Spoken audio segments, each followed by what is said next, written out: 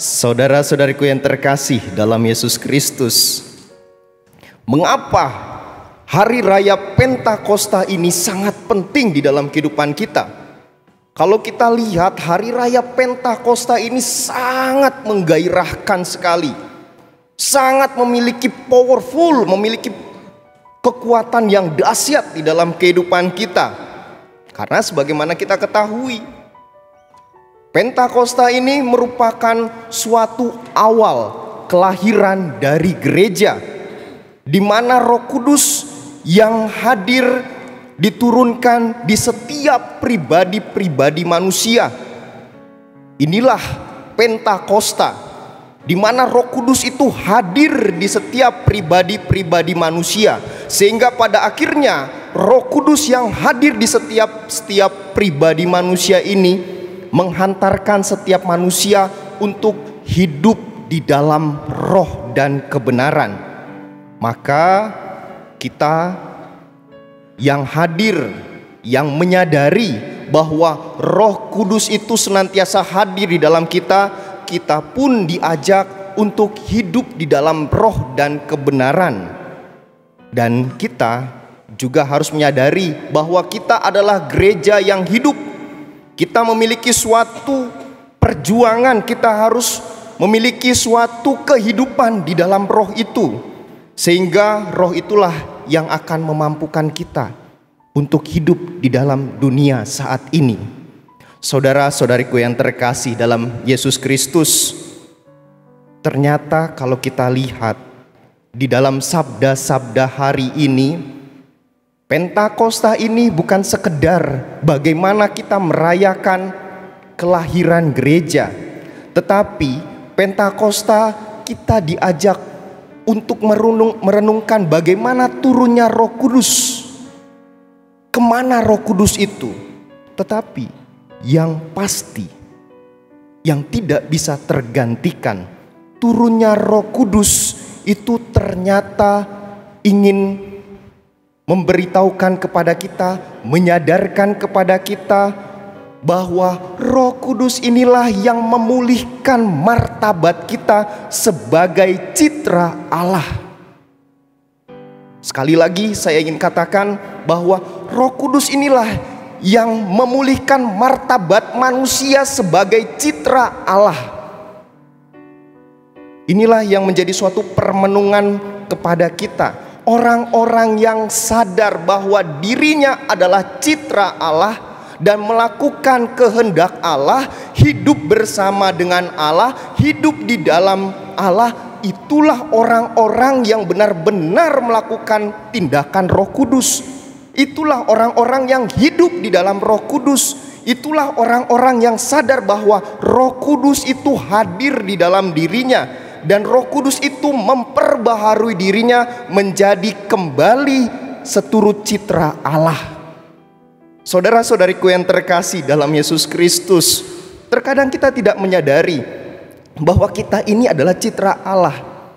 Kita tahu citra Allah berarti gambaran Allah.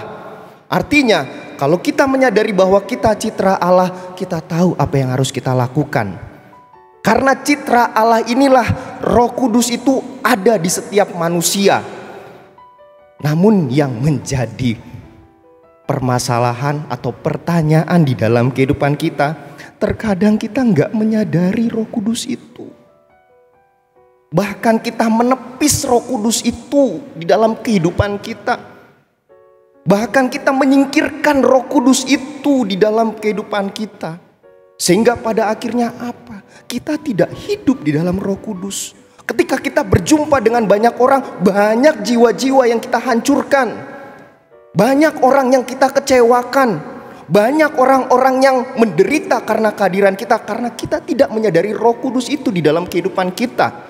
Padahal di dalam sabda pada hari ini mengajarkan kita bagaimana Roh Kudus itu memberi semangat baru kepada kita untuk menyadari bahwa kita hidup di dalam martabat citra dengan Allah, secitra dengan Allah.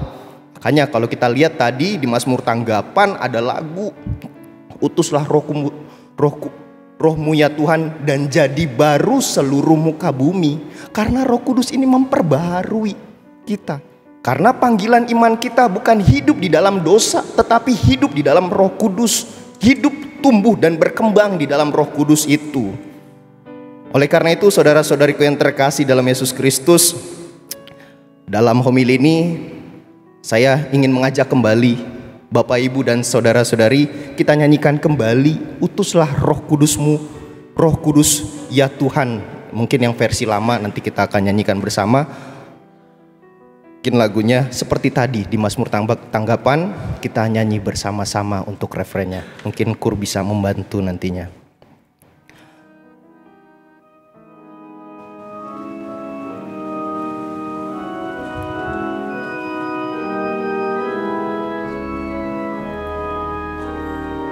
Kita bersama-sama.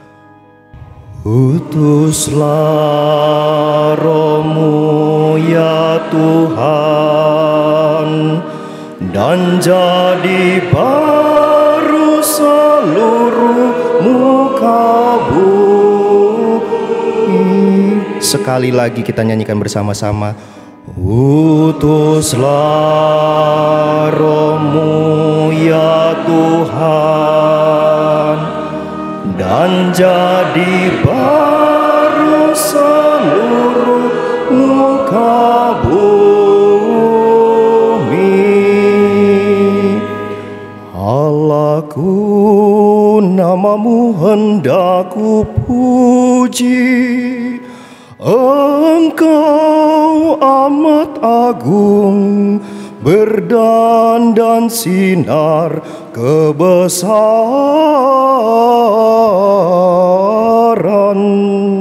Bersama-sama. Utuslah Roh-Mu ya Tuhan, dan jadi baru seluruh muka bumi.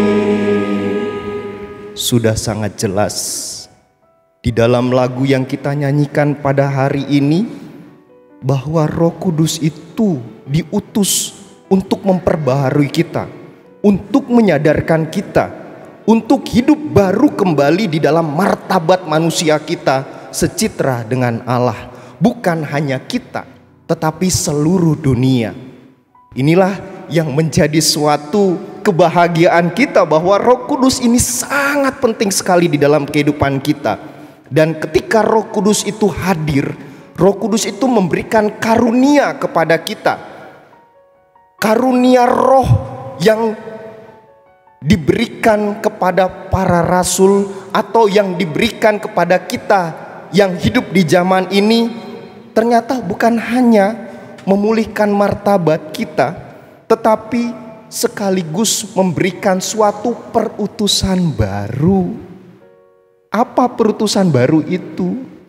Perutusan baru itu tidak lain adalah bagaimana kita menjadi saksi di dalam kehidupan kita. Bagaimana kita benar-benar hidup di dalam roh. Karena Roh Kudus itulah yang mendampingi tugas dan perutusan itu di dalam dunia ini. Dan itu jangan pernah lupa loh ya. Terkadang ketika kita merayakan Ekaristi atau mendengarkan renungan-renungan atau mendengarkan sharing tentang iman, seakan-akan itu ya, seakan-akan mulai saat ini saya akan hidup di dalam kebenaran. Ya Tuhan, saya benar-benar hidup di dalam kebenaran. Tetapi setengah jam setelah itu kita lupa. Kita lupa tugas perutusan kita. Kita lupa akan apa yang kita wartakan di dalam kehidupan kita. Bukan Kristus yang kita wartakan. Kita mewartakan diri kita sendiri. Ini loh saya. Ini loh saya yang dulu seperti ini bisa membangun sana sini. Ini loh saya yang bisa membangun rumah ini. Itu yang harus kita pahami. Bagaimana Roh Kudus itu, karunia Roh Kudus itu senantiasa hadir di dalam diri kita untuk mewartakan, menyadarkan kita sebagai warta atau saksi Kristus di dalam kehidupan kita. Oleh karena itu, saudara-saudariku yang terkasih dalam Yesus Kristus, marilah kita menyadari bahwa Roh Kudus ini benar-benar hadir Roh Kudus ini benar-benar memampukan kita untuk mewartakan Allah di dalam kehidupan kita, sehingga pada akhirnya Roh Kudus inilah yang mempersatukan kita. Makanya kalau kita ketahui, kalau kita boleh bertanya, Romo, bagaimana Roh Kudus itu kelihatan dan hadir di dalam diri saya? Apakah dengan karunia-karunia Roh Kudus itu, Romo? Dengan cara ya seperti pada umumnya, Romo. Kalau kita mau melihat karunia Roh Kudus itu di dalam diri kita, cukup satu, kita lihat buahnya saja.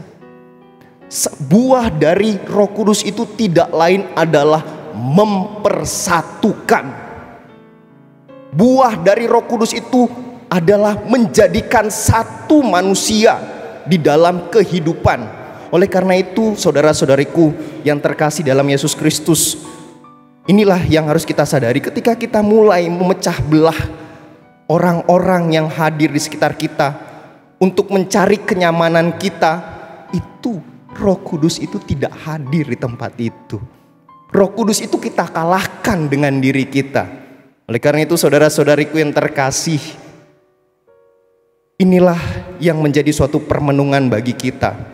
Kehadiran Roh Kudus itu adalah mempersatukan. Sebagaimana yang kita ketahui, kalau ada lagu, itu lagu Ut Omnes Unum Sin. Ya, Bapak Ibu mungkin tahu lagunya ya.